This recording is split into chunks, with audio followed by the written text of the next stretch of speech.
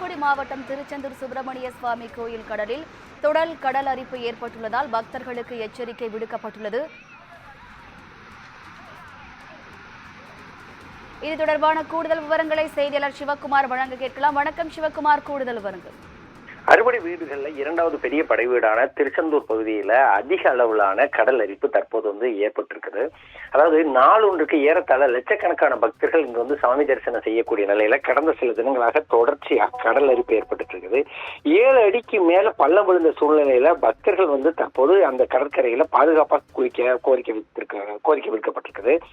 திருச்செந்தூர் சுப்பிரமணிய சாமி கோயில் அப்படிங்கறத பொறுத்த மட்டும் பாத்தீங்கன்னா எப்பவுமே கொஞ்சம் கூட்டம் அதிகமா இருக்கும். மேல இப்போ இந்த பொங்கலை ஒட்டி மகர ஜோதி பார்த்தவங்க, அதே மாதிரி பல்வேறு இடங்கள்ல இருந்து வரக்கூடியவங்க தங்களோட பயண அட்டவணையில திருச்செந்தூர் இருக்கும். இப்ப பாத்தீங்கன்னா திருச்செந்தூர் முருகன் சுவாமியை தரிசிச்சுட்டு அதுக்கு அப்புறம் ஊருக்கு போக ஆரம்பிப்பாங்க.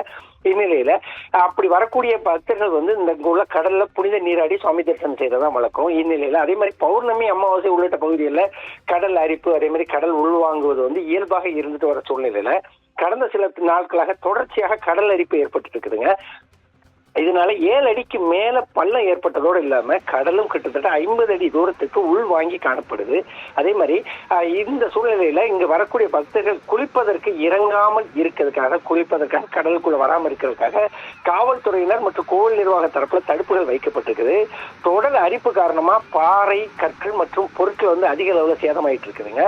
அதே மாதிரி பக்தர்கள் கோவிலுக்கு வரக்கூடிய பக்தர்கள் பாதுகாப்பாக குளிக்கணும் அப்படின்னு சொல்லி கோவில் நிர்வாகத்தினர் தற்போது பக்தர்களை கேட்டுக்கொண்டிருக்கிறாங்க. வினிதா,